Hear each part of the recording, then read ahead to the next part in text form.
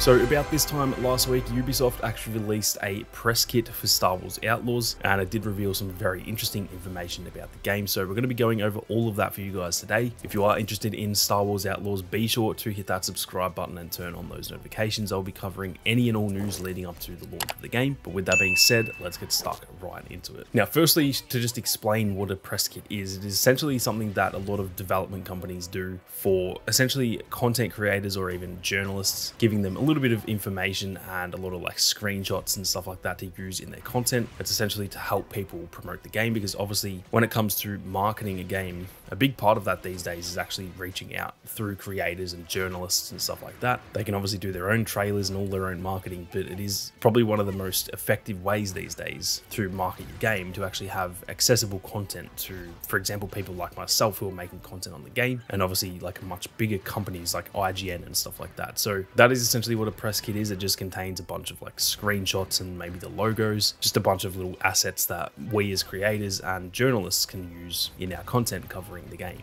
Now, like I said, they released one last week, which also the actual release timing of that is a little bit interesting, and I'm going to touch on that a little bit at the end of the video. But in this press kit, there was just a bunch of screenshots, and a lot of it was stuff we had seen already, but they did actually release a visual character guide as well, which is like a 15 or 20 page PDF that has a bunch of really high quality pictures of Kves, Nyx, ND5, and a bunch of information about them as well. Now, most of it was stuff that we did already know, but there is actually a little bit of stuff in here that could point at some very interesting locations within the game. One of which is Canto Bight, that we've obviously all speculated is going to be in the game. We've seen it in some of the trailers and the gameplay. It was not confirmed, obviously. It looks very much like Canto Bight, and I think we were all 99.9% set that it was obviously going to be Canto Bight, but you can never really tell with Star Wars. There's so many planets out there, and obviously there's so many planets that we don't know of yet that haven't been created, that they can obviously create a planet that looks a little bit like Canto Bight, but it isn't actually Canto Bight, or Cantonica as their planet is actually called. And so it was never really confirmed pretty much until now. Now, keep in mind, it is still not officially confirmed, but I'll go over what I'm talking about here. On the third page of the visual character guide, there is a description for Kves that says, Kves is a thief from Canto Bight's workers district who dreams about earning a big score and exploring the galaxy with her loyal partner, the mischievous Merkel Nyx. Now, that obviously confirms that Canto Bight is Kves' home planet, or at least that is where she's from, as far as we know. Maybe she was born somewhere else, but that is where she spent a lot of her time. And so the fact that they have confirmed that Canto Bight is somewhere that she's from, for me, that essentially confirms that what we've seen in the trailer and the gameplay is obviously going to be Canto Bight. Now, again, they haven't straight up said, hey guys, this planet is Canto Bight, so you always have to take it with a grain of salt. But as far as confirmation goes, that is as much confirmation as you can get without them actually saying that is Canto Bight. So that is definitely some very interesting information there. It also does point at the potential that this could be the starting planet, depending on where we sort of meet Kay in her journey. Canto Bight could be the planet, or the, I guess, city that we start on, because obviously if we're picking up early enough on in her journey,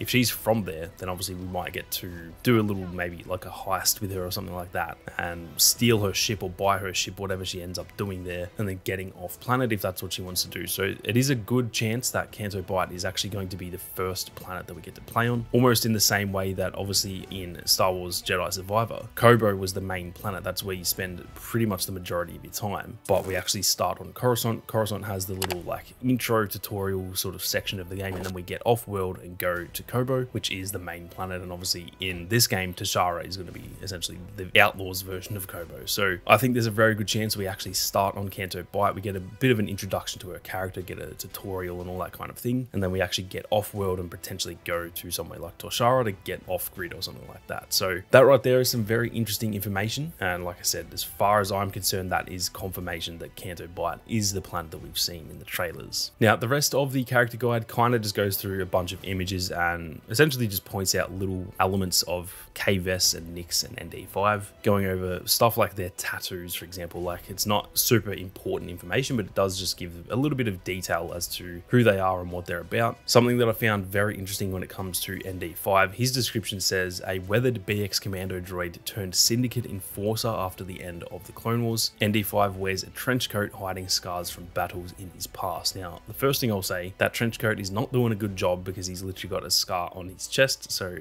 he's trying to hide his scars. He's not doing the best job of that, but again, it is cool to hear a little bit of background behind ND5, and hopefully we hear even more when we actually get to play the game. Something else though that I found very interesting was that the blaster that ND5 actually uses is a DL-18, and this is a blaster that we've seen within Star Wars before. It was actually available in, I believe, both, or at least in Battlefront 2, but most likely both of the Battlefront games, because I do think I remember it in Battlefront 2015 as well. And it was actually a blaster that Kanan used in Star Wars Rebels. So this isn't something that we have only just been introduced to. It is a very familiar blaster, and it's going to be cool to see ND5 running around with one of these. It also looks pretty cool. It's got like a custom sort of yellow tint to it on the handle there. It's almost like a yellow wooden color, which is very odd, as I believe usually the DL-18 is just like pretty much all black or gunmetal sort of color. So it does have a little bit of like customization there as well, which is pretty cool. Now that is pretty much it for the press kit, but as to what I was getting at earlier on when I said about the,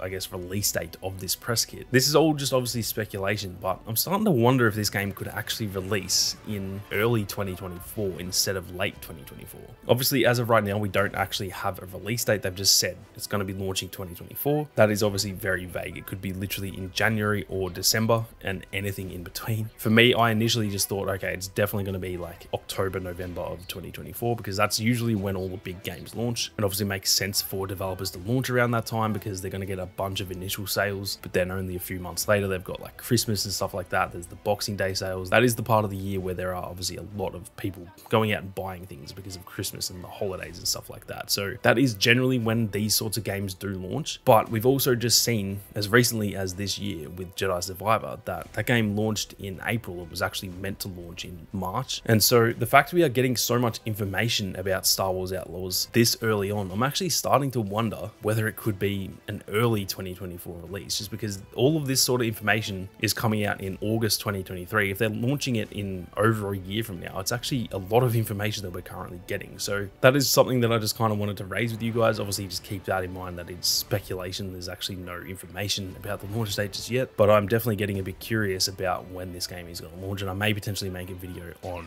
I guess, more speculation around that. So I just thought that was something a little bit interesting. But in terms of the press kit, that is pretty much all we have for today. I am keen to hear whether you guys think we will start on Canto Bight, if that's where we pick up Kay's journey, and whether you guys are keen to see Canto Bight making a return. Obviously, it is probably in one of the least favorite Star Wars movies of anyone's list, but nonetheless, whenever we get something in a game that has been in a movie or a show or something like that, I'm always pretty keen for it. So I'm keen to hear your thoughts down below. But with that being said, thank you all very much for watching. You guys have a great day, and may the Force be with you always.